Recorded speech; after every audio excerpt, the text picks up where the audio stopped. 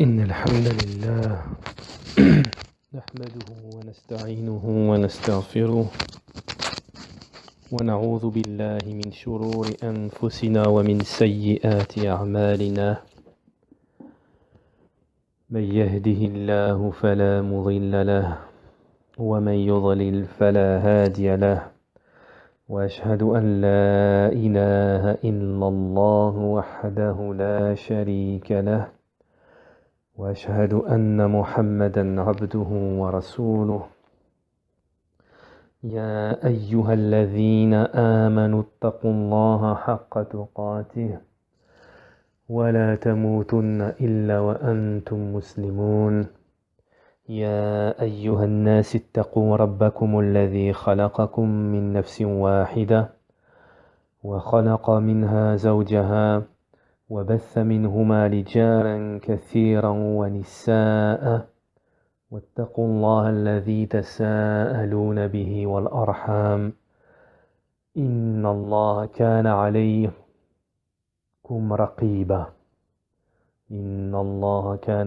رقيبا يا أيها الذين آمنوا اتقوا الله وقولوا قولا سديدا يصلح لكم أعمالكم ويغفر لكم ذنوبكم ومن يطع الله ورسوله فقد فاز فوزا عظيما أما بعد ألا وإن أصدق الحديث كتاب الله خير الهدي هدي محمد صلى الله عليه وسلم وشر الأمور محدثاتها وكل محدثة بدعة وكل بدعة ضلالة وكل ضلالة في النار أما بعد فيا أيها المؤمنون ô vous les croyants اتقوا الله حق التقوى et craignez Allah d'une véritable crainte piété وعظموا أمر الله عظموا نهي الله فاستجابتكم لأمر الله وبالبعد عن مناهي الله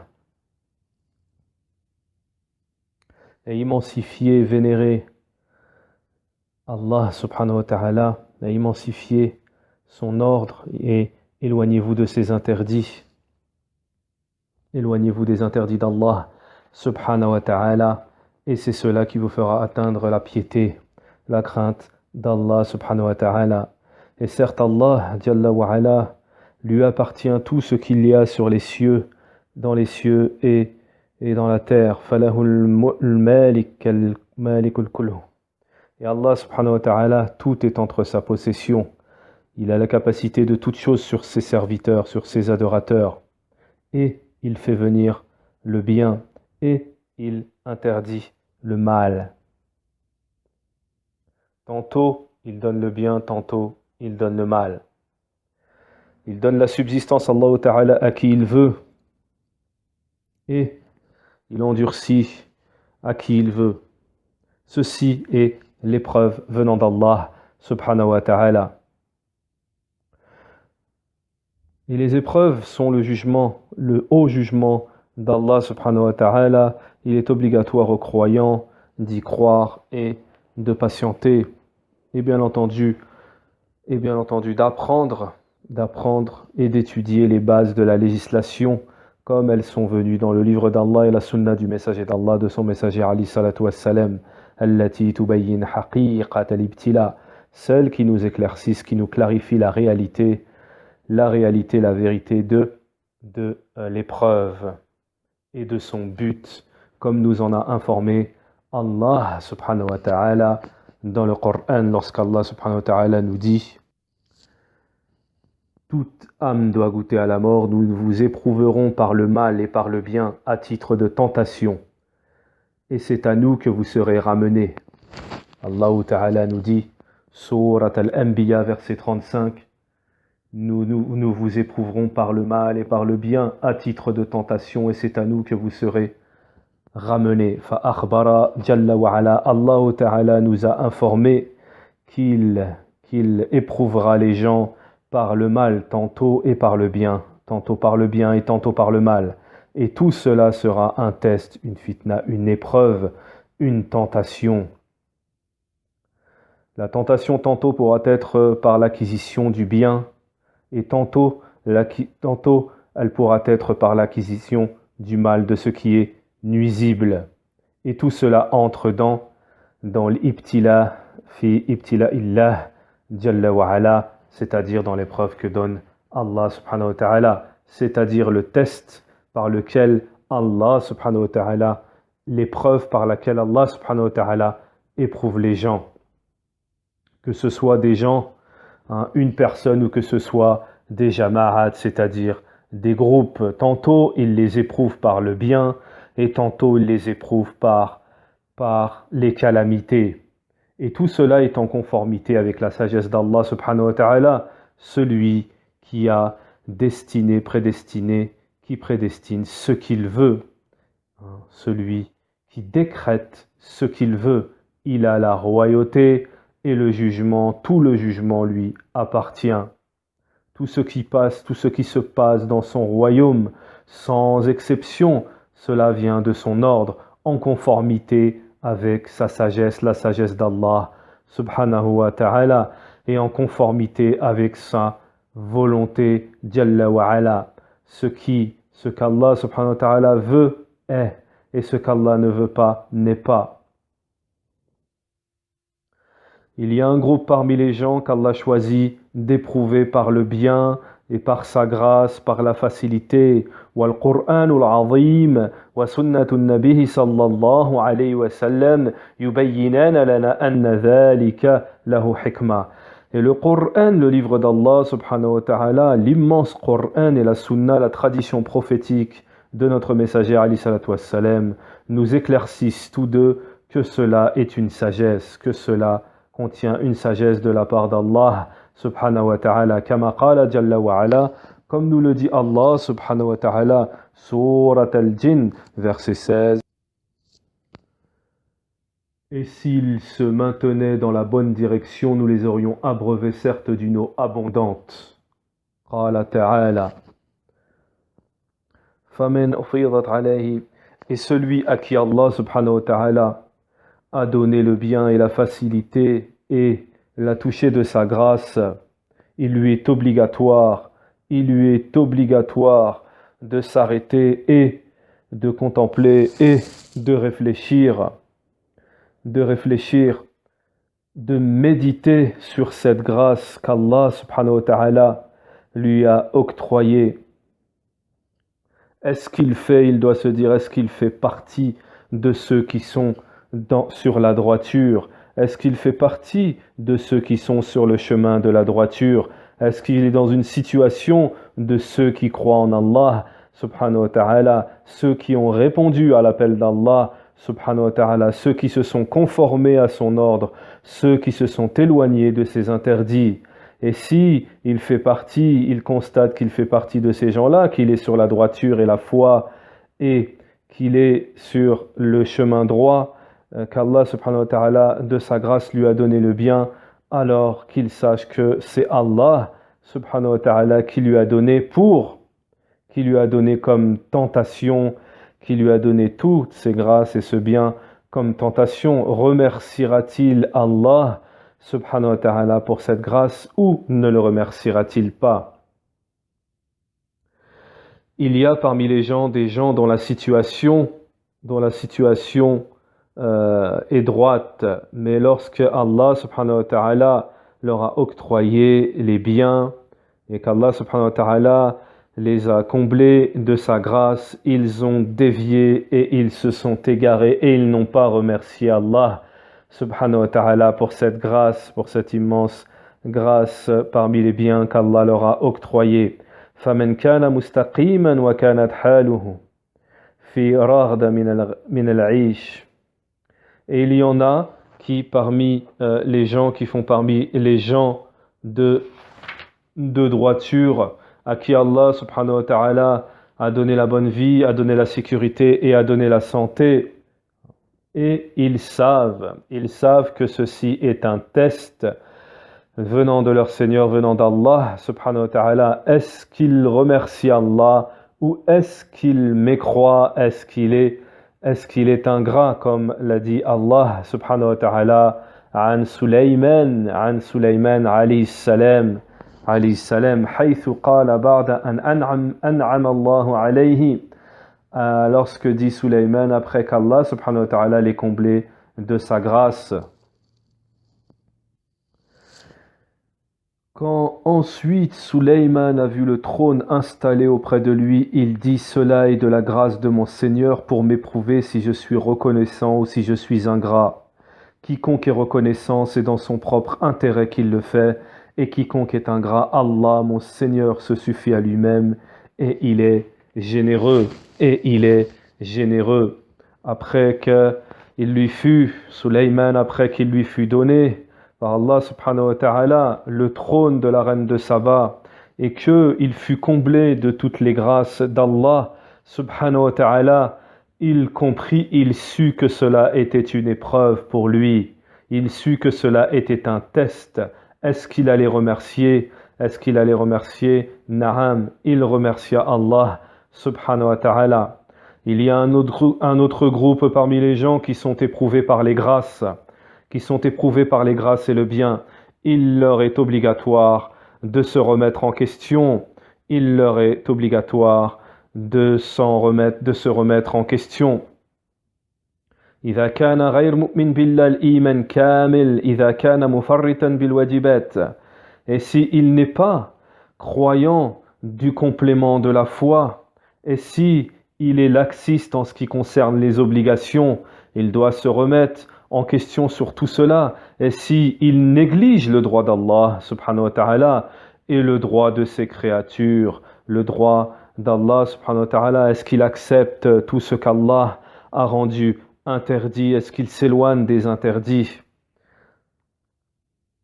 Il doit savoir que cela, le bien et les grâces que lui a donné Allah subhanahu wa ta'ala, est considéré comme une épreuve, c'est pour l'éprouver, le tester, et en même temps c'est un leurre de la part d'Allah subhanahu wa ta'ala, comme il a été confirmé dans le hadith anin nabihi sallallahu alayhi wa sallam, que le messager d'Allah alayhi salatu wa sallam a dit. Traduction approximative du hadith: lorsque le messager d'Allah alayhi salatu wa sallam a dit: lorsque tu vois qu'Allah subhanahu wa ta'ala donne aux serviteurs désobéissants quelque chose de ce monde d'ici-bas qu'il aime, alors sache que cela est un leurre. Puis le messager d'Allah alayhi salatu wa sallam a lu la parole d'Allah Jalla wa ala. فلما نسوا ما ذكروا به فتحنا عليهم أبواب كل شيء حتى إذا فرحوا بما أوتوا أخذناهم بغتة فإذا هم مبلسون. Sourate Al-An'am, verset 44. Allah Ta'ala nous dit: puis lorsqu'ils eurent oublié ce qu'on leur avait rappelé, nous leur ouvrîmes les portes donnant sur toute chose l'abondance. Et lorsqu'ils eurent exulté de joie en raison de ce qui leur avait été donné, nous les saisîmes soudain et les voilà désespérés. Qawlu ta'ala. Allah subhanahu wa ta'ala donne le bien à qui il veut. Allah ta'ala donne le bien à qui il veut, à celui qui se soumet à ses ordres dans la droiture. Puis que cela sache que ces personnes à qui Allah Ta'ala a touché de sa grâce leur a donné des biens en abondance, qu'ils sachent que cela est un leurre et qu'ils regardent, qu'ils méditent sur leur situation après qu'ils aient été touchés par la punition d'Allah subhanahu wa ta'ala. وَالْمُؤْمِنَ عَلَيْهِ أَنْ يَرْجِعِ إِلَى رَبِّهِ. Et le croyant doit revenir à son Seigneur. Il doit tout le temps revenir à son Seigneur par rapport à ce qu'Allah subhanahu wa ta'ala lui a donné comme grâce, et par rapport à Allah, ce qu'Allah subhanahu wa ta'ala lui a donné, lui a octroyé comme bien. فَإِنْ كَانَ مُؤْمِنًا سَلِيمُ الْإِيمَانِ. Et si c'est un croyant qui a une foi pure, muqiman ala ta'at, et qui est sur l'obéissance à Allah subhanahu wa ta'ala, mubta'idan anil muharramat, et qui s'éloigne des interdits d'Allah subhanahu wa ta'ala, alors il doit remercier Allah subhanahu wa ta'ala pour cela. Et il doit utiliser la grâce d'Allah subhanahu wa ta'ala dans l'agrément d'Allah subhanahu wa ta'ala jalla wa ala. Et si cette personne n'est pas sur la droiture, mais qu'elle est sur la désobéissance d'Allah et sur les péchés et la négligence des obligations d'Allah, subhanahu wa ta'ala, alors qu'il sache que cela est un leurre, qu'il sache que cela est un leurre, et il devra se réveiller de ce laxisme, et il devra se réveiller de ce laxisme et de toutes les années qu'il aura perdues, qu'il aura délaissées. Lorsque la personne est touchée par la négligence, elle est en direction de la perdition. Comme nous le disent les ulama, elle est en direction de la perdition. Nous avons un autre groupe parmi les gens, et les ulama nous disent, nous avons un autre groupe parmi les gens qui est éprouvé aussi par la grâce. Ils sont éprouvés par la grâce, c'est-à-dire une autre forme de grâce d'Allah subhanahu wa ta'ala que sont les épreuves, les calamités venant d'Allah subhanahu wa ta'ala. Et les calamités sont de plusieurs genres. Il y en a qui sont touchés par la perte de biens, d'autres qui sont touchés par la perte, qui sont éprouvés dans leur religion. L'épreuve peut être aussi bien générale qu'elle peut être particulière. Mais sachez, ô croyants, que l'épreuve, les calamités, les épreuves sont en conformité, sont conformes avec la sagesse d'Allah subhanahu wa ta'ala et sont en conformité avec le décret d'Allah jalla wa ala et sont en conformité avec la tradition d'Allah subhanahu wa ta'ala, celle qui existe celle qui est pratiquée depuis des temps, qui est connue depuis des temps anciens, depuis qu'Allah subhanahu wa ta'ala a créé les cieux et la terre, depuis la création d'Adam, depuis qu'il est apparu sur terre. Alors tantôt Allah subhanahu wa ta'ala éprouve par des épreuves, par des calamités, par la maladie, par la mort, par la famine, par la diminution de biens, et tantôt le croyant qu'il soit seul, que ce soit une personne ou que ce soit des groupes ou que ce soit des communautés, et tantôt cela peut être des croyants. Kama hasala fi ahd al-amir al-mu'minin Omar ibn al-Khattab radiyallahu anhu, comme cela s'est passé à l'époque du chef des croyants Omar ibn al-Khattab radiyallahu anhu, lorsque les gens avaient été éprouvés à son époque, lorsque les gens à l'époque de Omar ibn al-Khattab radiyallahu anhu avaient été éprouvés par la faim, avaient été éprouvés par la faim, la famine, ce qui est très très connu, et les gens à cette époque ne trouvaient pas de quoi manger. وَلِذَلِكَ لِيَنْظَرَ اللَّهُ جَلَّ وَعَلَا فِي أُولَئِكَ بِذَلِكَ الْإِبْتِلَاءِ. Allah subhanahu wa ta'ala regardait ces gens par rapport à cette épreuve. Ceci était un test, ceci est un test de la part d'Allah subhanahu wa ta'ala. Est-ce qu'ils allaient agréer cela de la part de leur Seigneur et qu'ils savaient, qu'ils allaient comprendre que cela était entre les mains, que Allah subhanahu wa ta'ala, toute chose de son royaume, toute chose est entre ses mains. Et que cela est une sagesse ancienne de la part d'Allah subhanahu wa ta'ala. Est-ce qu'ils allaient tenir? Est-ce qu'ils allaient supporter cette épreuve? Est-ce qu'ils allaient supporter cette épreuve, ce test? Est-ce qu'ils allaient passer ce test? Bel wa kam abtaliya Rasulullah sallallahu alayhi wa sallam, comme les compagnons, le messager et ses compagnons ont été éprouvés de ce qui leur est arrivé dans le récit de la bataille de Uhud, lorsqu'Allah subhanahu wa ta'ala nous dit fi kitabihil karim, dans le livre, dans le noble Coran, Allah ta'ala nous dit awalamma asabatkum musibatun qad أصبتم مثليها قلتم أن هذا قل هو من عند أنفسكم.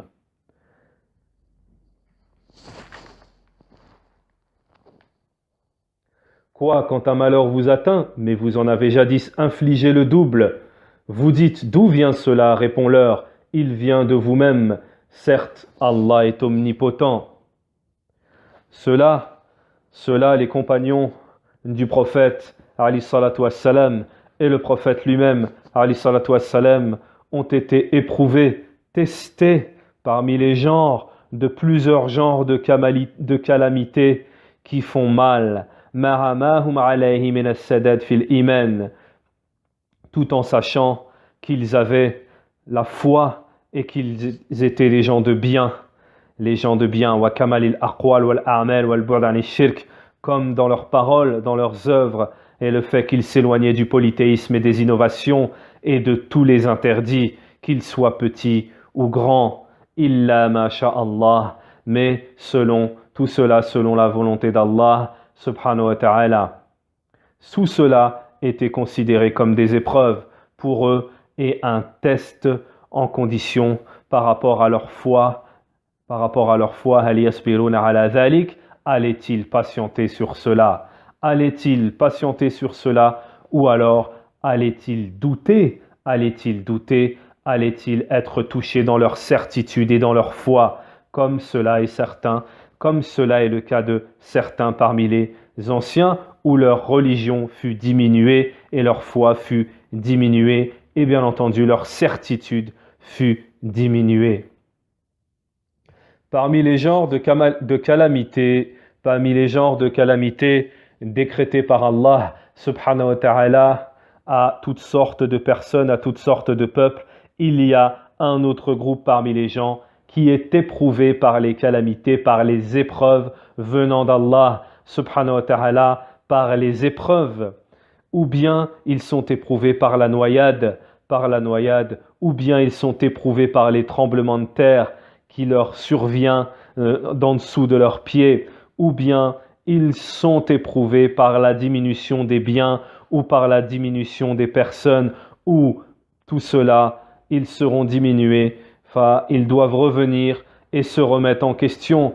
Est-ce qu'ils trouvent qu'ils sont laxistes et qu'ils ont négligé l'ordre d'Allah subhanahu wa ta'ala? Est-ce qu'ils trouvent qu'ils sont négligés, qu'ils ont négligé le droit d'Allah subhanahu wa ta'ala? Est-ce qu'ils ont négligé ce qu'il y a de plus immense parmi les droits d'Allah subhanahu wa ta'ala, qu'est le tawhidullah, l'unicité d'Allah subhanahu wa ta'ala,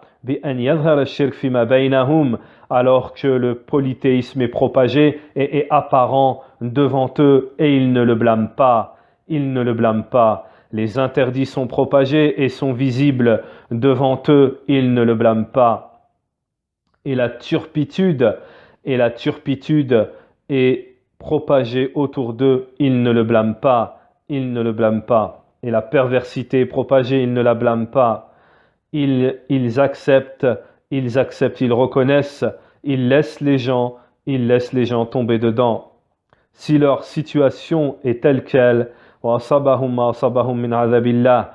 moment-là, ce qui les aura touchés ne sera que le châtiment d'Allah, ou alors une épreuve venant d'Allah subhanahu wa ta'ala. فقد يكون ذلك في حق بعض المؤمنين, et cela c'est ce que donne Allah subhanahu wa ta'ala à certains parmi les croyants. C'est ceux qui sont touchés par cela et considérés comme une épreuve, un test. Et si ils reviennent sur le droit chemin, la religion d'Allah, alors Allah subhanahu wa ta'ala les comblera de faveur. Qala jalla wa ala anhum lama dakhalu jannatahum hadihi anwar. Donc ceux-ci font partie des groupes parmi les musulmans. Ceci est le groupe parmi les musulmans qui sont touchés par certains genres de masa'ib, de calamités, d'épreuves. Et il y en a d'autres qui sont touchés par des genres d'épreuves qui sont considérés comme le bien, qui sont, comme nous l'avons dit précédemment, les grâces d'Allah subhanahu wa ta'ala. Et ceci est la base de la législation. Lorsque le croyant est touché par l'épreuve, est éprouvé, lorsque le croyant est éprouvé, il devra patienter et attendre la récompense et espérer la récompense. Et celui qui est éprouvé pour avoir négligé l'ordre d'Allah, qu'il sache que ceci est un genre que ceci est un genre de punition pour lui faire peur, pour faire peur aux adorateurs croyants, comme nous en a informé le messager d'Allah, alayhi salatu wassalam, lorsque le soleil, lorsque le soleil fut recouvert par la lune, par l'éclipse, lorsqu'il apparut une éclipse à l'époque du prophète, alayhi salatu wassalam, Jalla wa ala, Allah subhanahu wa ta'ala, et le soleil et la lune sont des signes parmi les signes d'Allah subhanahu wa ta'ala pour faire peur, pour qu'Allah, par ces deux signes, ces deux créations d'Allah subhanahu wa ta'ala, fasse peur à ses serviteurs. Et lorsqu'elles apparaissent, lorsque vous les voyez, priez et invoquez Allah subhanahu wa ta'ala, et priez et invoquez Allah subhanahu wa ta'ala. Et ceci est la parole du messager d'Allah, l'éclaircissement du messager d'Allah subhanahu wa ta'ala pour sa communauté, pour qu'ils sachent que ces signes venant d'Allah subhanahu wa ta'ala sont en conformité avec sa sagesse, et qu'ils sont des causes pour que les créatures, pour que les humains sachent que la sagesse d'Allah subhanahu wa ta'ala est incommensurable, la sagesse d'Allah subhanahu wa ta'ala n'est pas en contradiction. Fama min shay yahdath, il n'y a pas une chose qui se passe sans qu'Allah subhanahu wa ta'ala le veuille, et sans que cela soit en conformité avec la sagesse d'Allah subhanahu wa ta'ala. Et cela est ancien de la part d'Allah subhanahu wa ta'ala. Subhanahu wa ta'ala. Ô vous les croyants, considérez les bases de la législation. Considérez les bases de la législation. Et si quelqu'un est touché par les grâces d'Allah, qu'il remercie Allah et qu'il suive le droit chemin et les ordres d'Allah subhanahu wa ta'ala, subhanahu wa ta'ala. Et celui qui est touché par une calamité, qu'il réfléchisse à son propre sort. Qu'il réfléchisse à son propre sort. S'il est sur la voie droite, alors qu'il patiente et qu'il attende la récompense d'Allah subhanahu wa ta'ala, et qu'il sache que cela est une augmentation de sa foi et un test qu'il est testé sur sa véracité et sa certitude, et que celui qui est sur le contraire de cela, qu'il sache que cela est une punition parmi les punitions d'Allah pour avoir dévié de l'ordre d'Allah. Ceci est une calamité, une punition de la part de son Seigneur.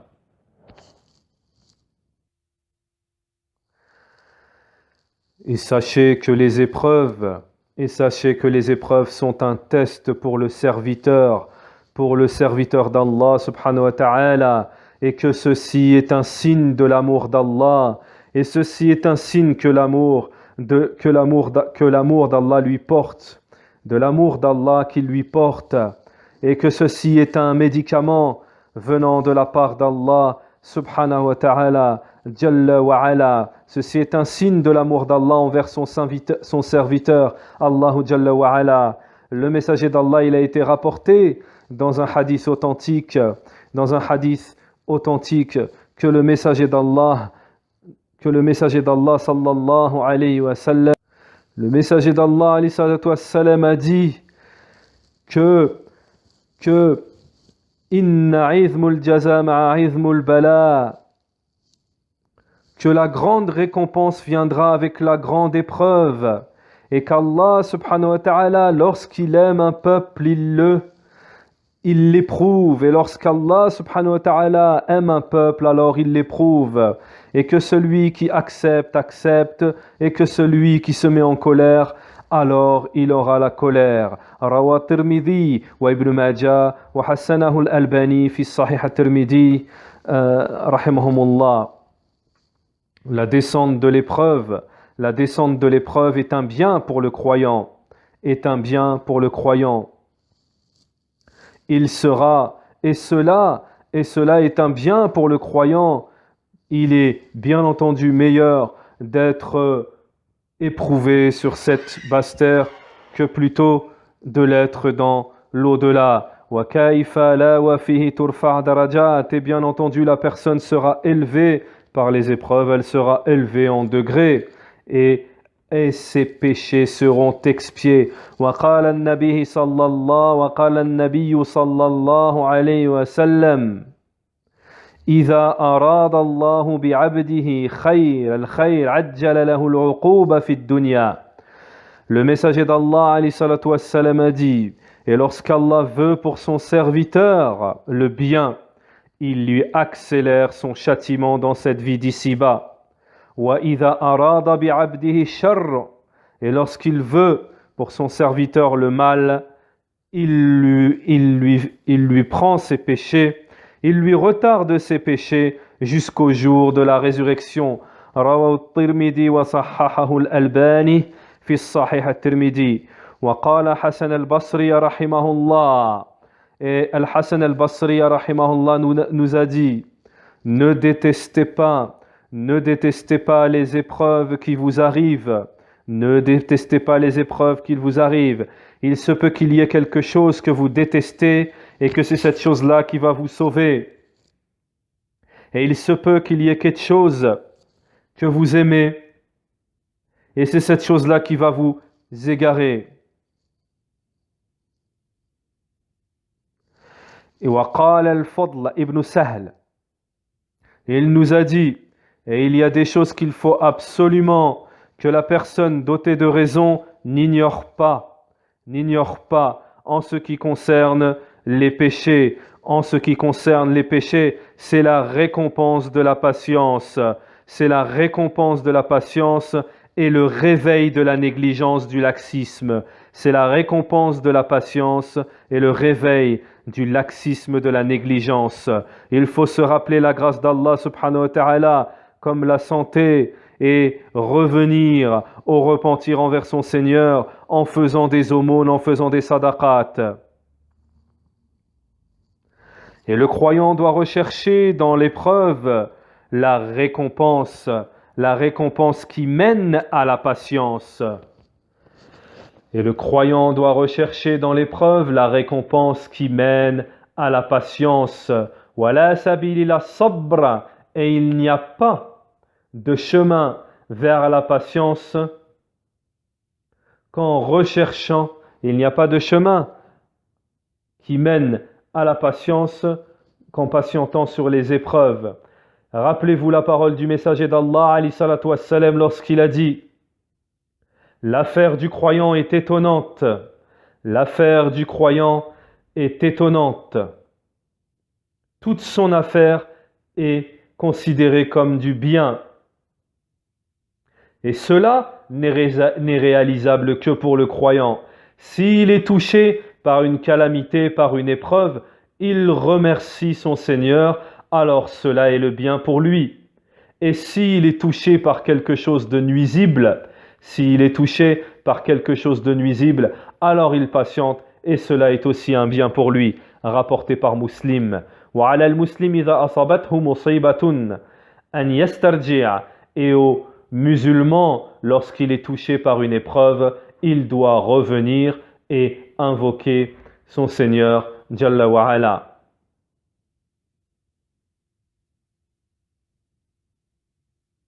Et qu'y a-t-il de plus beau que le moment où le serviteur revient vers son Seigneur tout en sachant qu'il est le seul à pouvoir le sortir de sa détresse.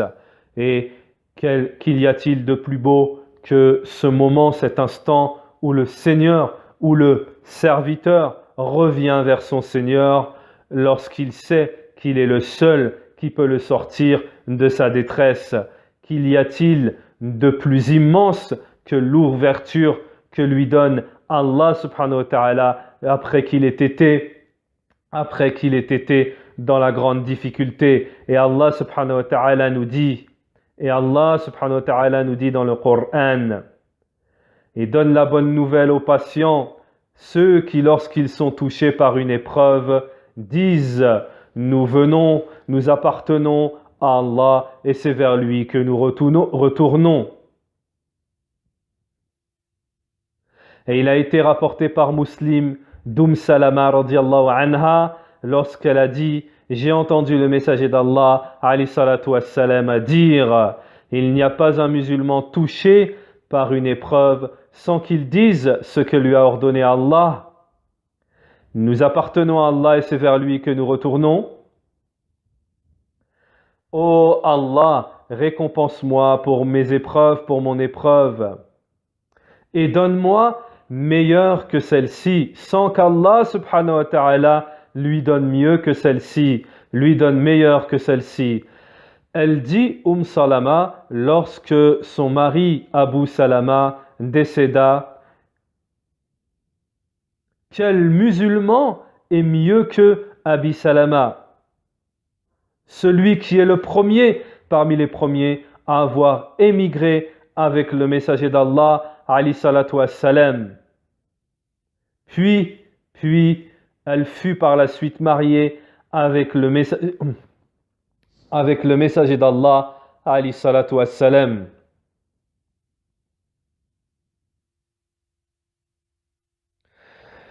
Il y a parmi les genres de personnes qui sont touchées par les calamités, qui sont touchées par les épreuves, lorsque ces personnes méditent sur ce quoi ils ont été, par ce quoi ils ont été touchés, lorsque ces personnes méditent sur leurs épreuves, alors ils verront que leurs épreuves seront diminuées et qu'elles seront légères, qu'elles deviendront légères. Et ceci a été rapporté par Ibn al-Qayyim dans son livre Zadul Mi'ad.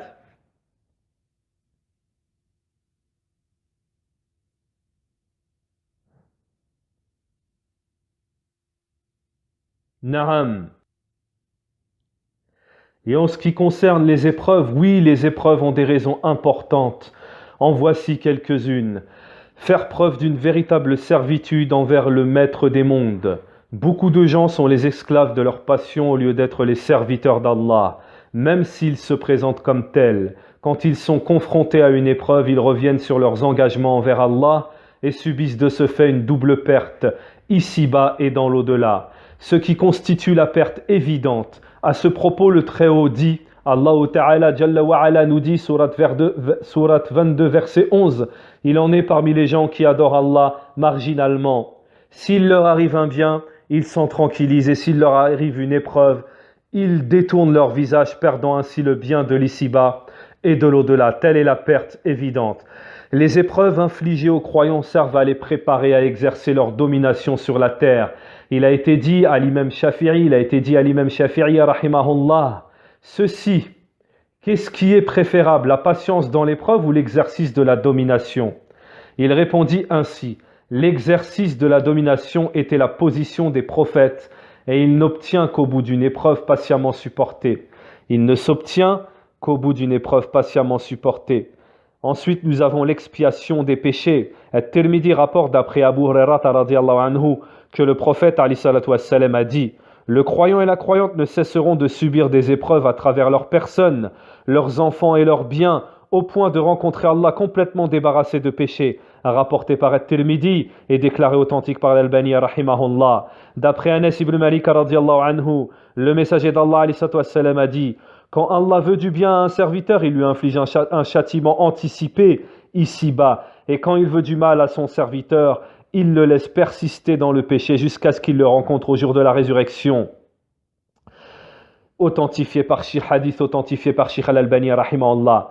Il y a la récompense et l'élévation de grade dans les épreuves. Muslim rapporte d'après Aïcha radiyallahu anha que le prophète alayhi wassalam a dit: Allah élève le grade du croyant et le débarrasse d'un péché chaque fois qu'une épine le pique ou qu'il subit une atteinte plus dure. Rapporté par Muslim. Les épreuves conduisent à un examen de conscience pour diagnostiquer ses défauts et erreurs passées. Ainsi arrive-t-on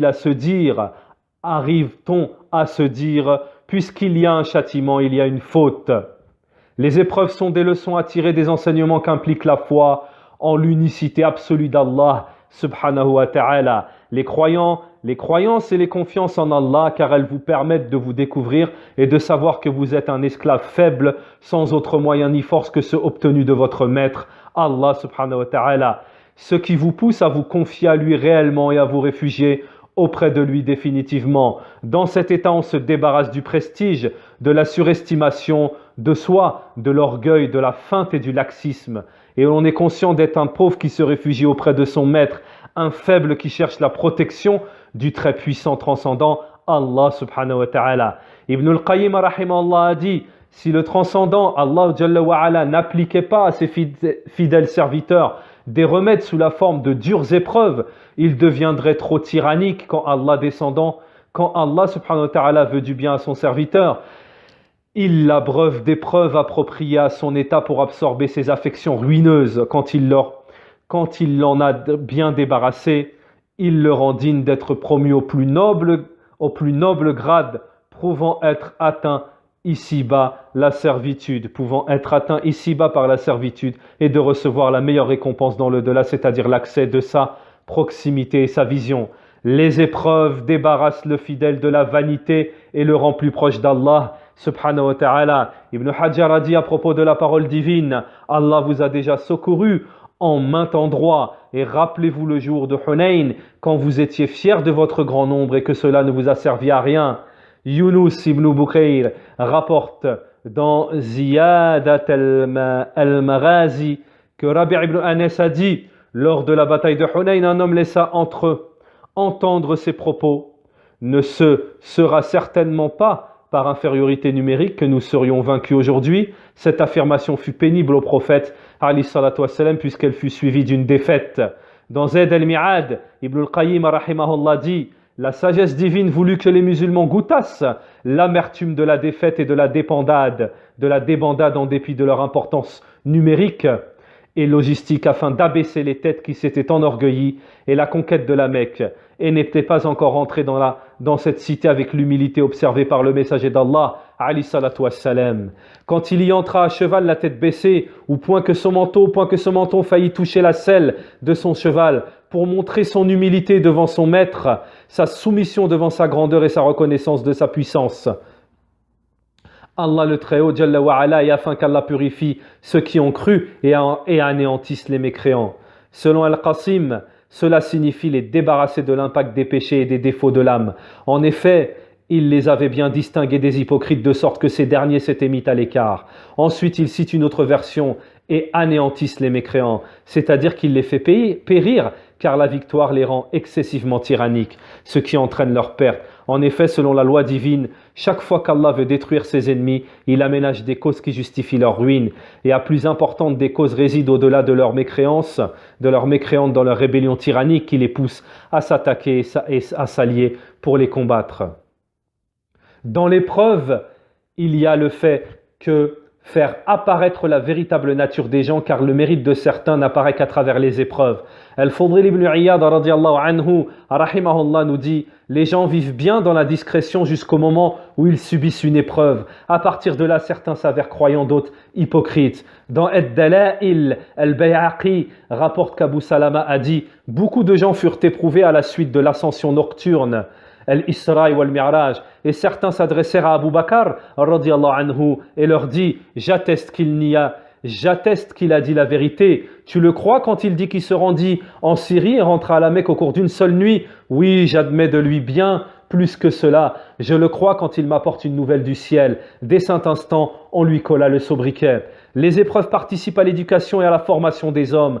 Allah a choisi pour son prophète, alayhi salatu wassalam, la vie dure marquée par des difficultés depuis sa prime enfance, afin de le préparer à assumer l'immense tâche qu'il attendait et que seuls les hommes les plus enhardis peuvent accomplir. Seuls qui se sont endurcis dans la grasse endurance des difficultés. Le prophète, alayhi salatu wassalam, grand orphelin de père, puis il perdit très tôt sa mère. C'est qu'Allah, Jalla wa ala, lui rappelle en ces termes, ne t'a-t-il pas trouvé orphelin alors qu'il t'a accueilli? Il semble qu'Allah le Très-Haut voulu ainsi préparer le prophète alayhi salatu wassalam à assumer des responsabilités, à se conformer à des difficultés depuis son enfance. Parmi les épreuves, figure parmi les raisons des épreuves et des difficultés la possibilité qu'elle nous donne de distinguer les véritables amis des amis intéressés. Comme dit ce poète, puisse Allah bien récompenser les difficultés, Puisse Allah bien récompenser les difficultés, même si elles me bloquent la gorge, si je les remercie néanmoins, ce qu'elles m'ont permis de distinguer mes amis de mes ennemis. Les épreuves nous rappellent nos péchés et nous poussent à nous repentir. Allah puissant et majestueux dit: tout bien qui t'atteint vient d'Allah et tout mal qui t'atteint vient de toi-même. Et nous t'avons envoyé aux gens comme messager et Allah suffit comme témoin. Tout malheur qui vous atteint est dû à ce que vos mains ont acquis. Et il pardonne beaucoup. Coran 42-30. Les épreuves nous donnent l'occasion de nous repentir avant l'avènement du châtiment le plus dur du jour de la résurrection. En effet, Allah le Très-Haut nous dit: nous leur ferons certainement goûter un châtiment d'ici-bas avant le grand châtiment afin qu'ils retournent vers le chemin droit. Le châtiment ici-bas consiste dans les troubles de la vie et ces malheurs qui frappent l'homme. Si la vie restait toujours facile, l'on verserait dans la vanité et l'orgueil et croyait. L'on verserait dans la vanité et l'orgueil et croirait pouvoir se passer d'Allah. Jalla wa ala. C'est donc par sa clémence que le transcendant inflige des épreuves à l'homme afin de le ramener vers lui. Les épreuves font apparaître la vérité nature de la vie d'ici-bas, sa fausseté et sa qualité de clinquant trompeur. C'est-à-dire que la vie parfaite est vraie et celle qui est de l'au-delà de la vie d'ici-bas, une vie dans laquelle il n'y aura ni maladie ni fatigue. La demeure de l'au-delà est assurément la vraie vie. S'il savait, contrairement à la vie présente jalonnée de troubles, de peines et de soucis, nous avons certes créé l'homme pour une vie de lutte. Coran, sourate 90, verset 4. Les épreuves nous rappellent la grâce divine qui permet de jouir de la santé et du bien-être. En effet, les épreuves permettent de mieux comprendre le sens de la santé et du bien-être dont nous avions jouir pendant des années sans les avoir appréciés à leur juste valeur. Les épreuves rappellent à la fois le bienfaiteur et le bienfait et nous incitent à remercier et à louer Allah le très grand pour ses bienfaits. Les épreuves nous servent à aiguiser le désir du paradis. L'on ne désire le paradis qu'après avoir goûté l'amertume de la vie d'ici-bas. Comment désirer le paradis quand on jouit tranquillement de cette vie? Voilà des raisons et des avantages liés à l'avènement des épreuves. Et la sagesse d'Allah subhanahu wa ta'ala, reste trop immense pour être cernée. Allah le sait mieux. Allahu a'lam. Subhanakallah wa ma bihamdik. Wa subhanakallah wa ma bihamdik. Wa ashhadu an la ilaha illa ant. واستغفرك واتوب اليك وصلى الله وسلم على نبينا محمد وعلى اله وصحبه اجمعين.